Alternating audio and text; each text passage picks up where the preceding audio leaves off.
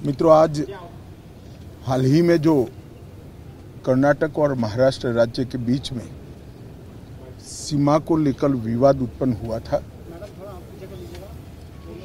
इस विवाद की समाप्ति और इसके संविधान सम्मत मार्ग के लिए मैंने महाराष्ट्र के मुख्यमंत्री, उप मुख्यमंत्री और कर्नाटक के मुख्यमंत्री, गृहमंत्री और वरिष्ठ साथियों को आज यहाँ पर बुलाया था।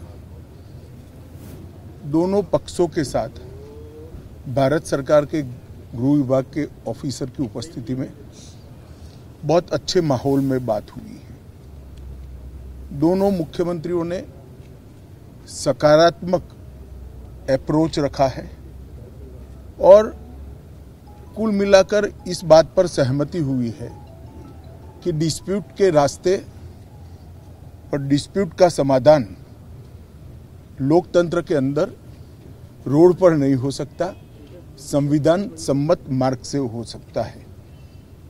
तो अतः कुछ फैसले हुए हैं जो मैं आपको बताना चाहता हूं। सबसे पहले, जब तक सुप्रीम कोर्ट का इस बारे में निर्णय नहीं आता, कोई भी राज्य इसके बारे में एक दूसरे राज्य पर क्लेम या तो डिमांड जनरेट नहीं करेगा। दूसरा, दोनों राज्यों के मिलाकर दोनों ओर से 6 मंत्री बैठेंगे और इस पर डिटेल नीचे तक परकोलेशन किस प्रकार से हो, इसकी चिंता और चर्चा करेंगे। छोटे छोटे और कई मुद्दे भी हैं दो राज्यों के बीच में, जो पड़ोसी राज्यों में आमतौर पर देखे जाते हैं।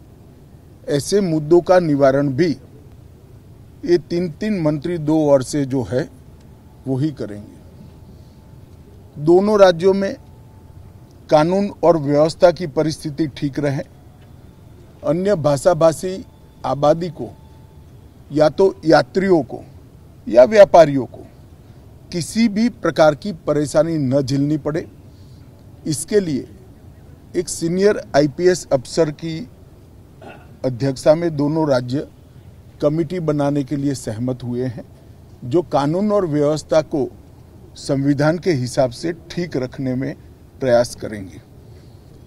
जब मामलों की चर्चा भी हुई तो ये भी ध्यान में आया है कि पूरे मामले में फेक ट्विटर ने भी बहुत बड़ा रोल निभाया है। कुछ फेक ट्विटर्स सर्वोच्च नेताओं के नाम से जनरेट किए गए और इसको फैला दिए गए हैं। और ये मामला बहुत गंभीर इसलिए है कि इस प्रकार के ट्विटर से दोनों ओर की जनता की भावनाएं उद्वेलित होती है और घटनाएं जन्म लेती है। तो तय हुआ है कि जहां जहां भी इस प्रकार के फेक ट्विटर के मामले सामने आए हैं, वहां पर एफआईआर रजिस्टर की जाएगी और जिन्होंने किया है उसको भी जनता के सामने एक्सपोज किया जाएगा। तो एक बहुत अच्छा, एक प्रकार से सर्वसम्मत निर्णय आज की बैठक में हुआ है। इसके बाद मैं दोनों राज्यों के विपक्षी पार्टियों के मित्रों को भी इस देश के गृह मंत्री नाते अपील करना चाहता हूं,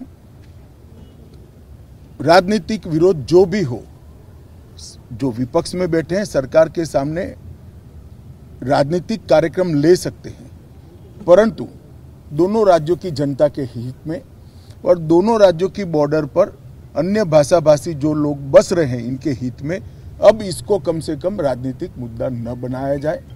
एक कमेटी जो बनी है वो कमेटी की चर्चा का आउटकम और सुप्रीम कोर्ट के फैसले का इंतजार किया जाए। मुझे विश्वास है कि दोनों राज्यों में कांग्रेस, एनसीपी और उद्धव ठाकरे जी का ग्रुप, ये सारे नेता इस बात में सहयोग करेंगे कि इस बात को राजनीतिक रंग न दिया जाए। धन्यवाद।